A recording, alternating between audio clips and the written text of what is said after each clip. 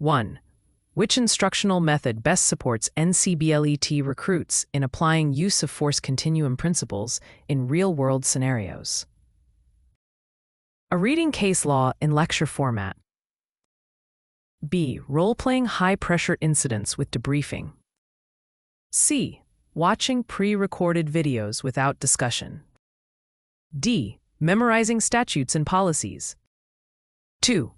When developing the firearms training module, what should be the primary focus to align with adult learning principles? Delivering long theoretical presentations. E. Providing live-fire drills with immediate corrective feedback. C. Requiring recruits to memorize ballistics formulas. D. Assigning lengthy reading on firearm history. 3. What evaluation tool best measures a recruit's ability to write accurate incident reports? A. Multiple choice test on grammar rules. B. Practical scenario requiring a full narrative report. C. Oral interview about report writing theory. D. Peer discussion about common reporting mistakes.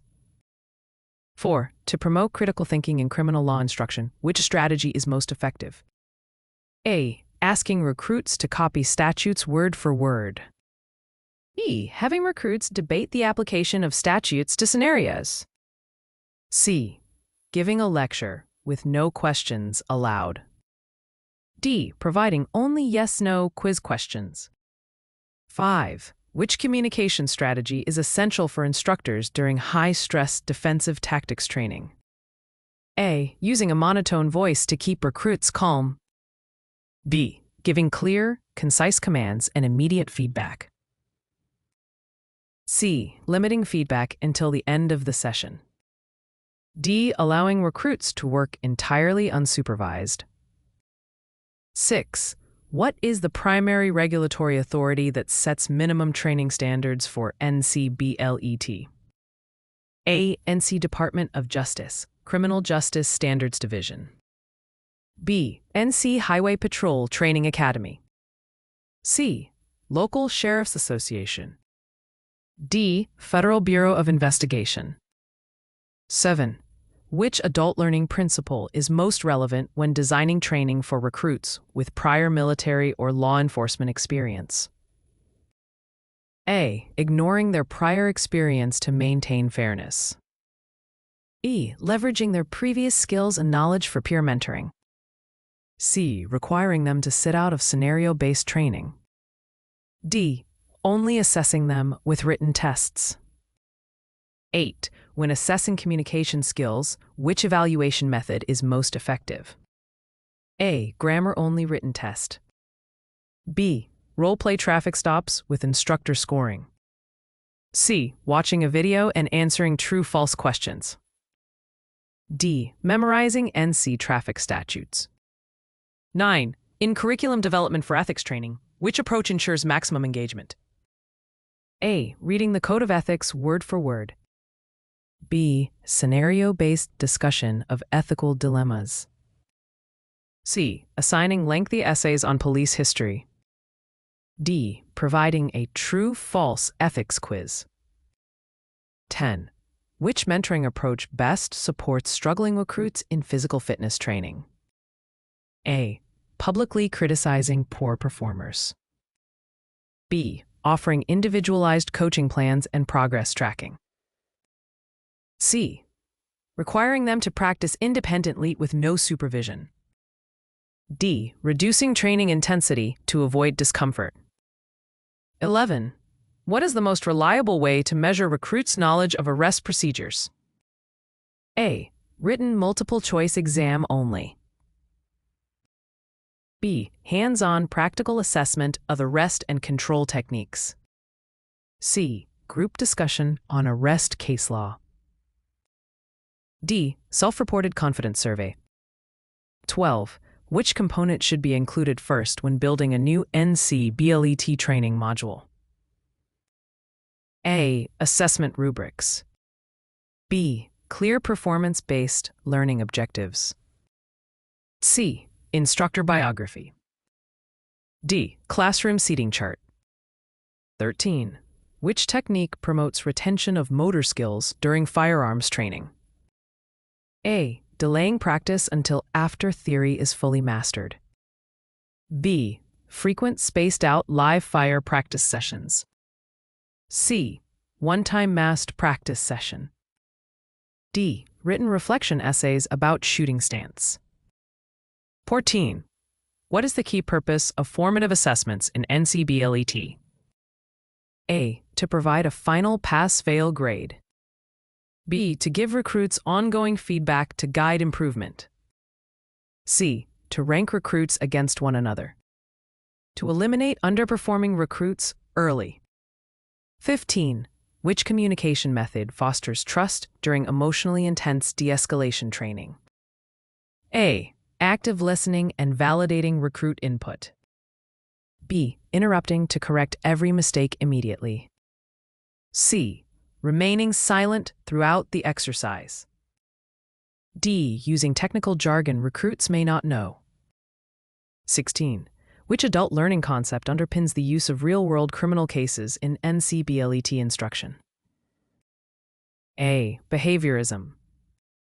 B. Andragogy, relevance, and experience-centered learning. C. Operant conditioning. D. Classical conditioning. 17. What is the most appropriate feedback style after a recruit fails a practical scenario? A. Delayed written critique only. B. Immediate, constructive, and actionable verbal feedback. C. Public shaming in front of the class. D. No feedback to encourage self-discovery. 18. What is the main advantage of using peer mentoring during NCBLET training? A. It reduces the need for instructors entirely. B. It allows experienced recruits to reinforce learning by teaching. C. It eliminates the need for formal assessments. D. It removes accountability from instructors. 19. When designing use of force decision-making training, which instructional strategy is most effective? A. Reading policies aloud in class. B. Running recruits through judgmental shooting simulators. C. Having recruits memorize case law only. D. Group discussion without practice. 20. Which best describes a summative evaluation in NCBLET? A. Ongoing skill checks during training. E. End-of-course comprehensive examination. C. Informal coaching feedback sessions. D. Peer-to-peer critiques. 21. How should instructors address diverse learning styles among recruits? A. Use a variety of instructional strategies: visual, auditory, kinesthetic. B. Focus only on lecture-based instruction for efficiency.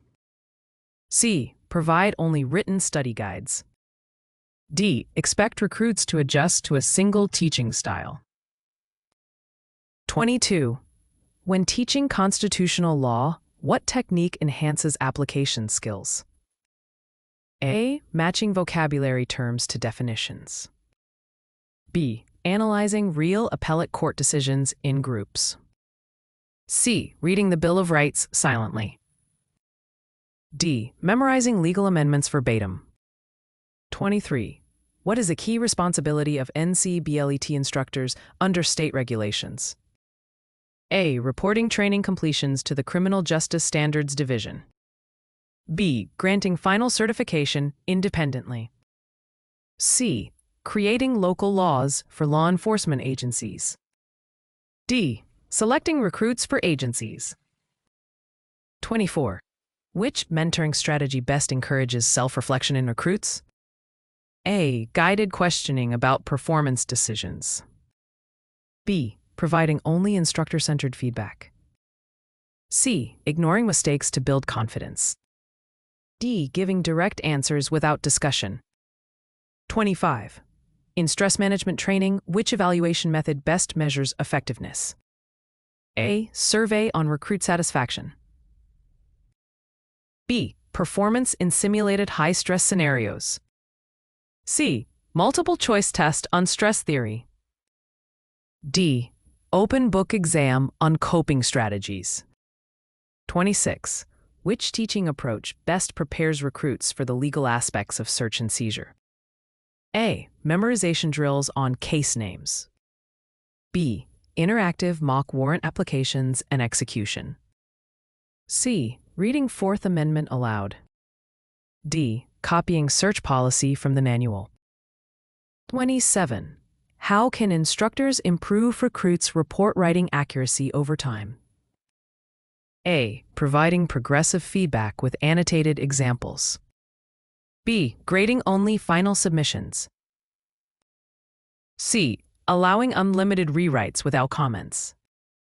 D. Ignoring small errors to speed grading. 28. Which approach ensures compliance with NC training standards during course delivery? A. Following state-mandated lesson plans and objectives. Creating completely new content without approval. C. Eliminating low enrollment modules. D. Ignoring changes to regulatory updates. 29. When mentoring a recruit struggling with legal terms, what is most effective? A. Assigning a glossary and leaving them unsupervised. B. Using interactive flashcards and practice scenarios. C. Recommending they drop the training.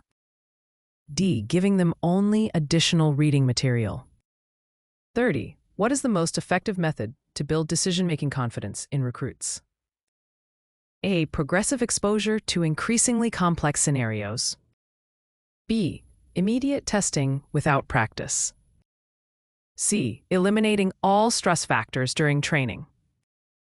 D. Providing theoretical lectures only.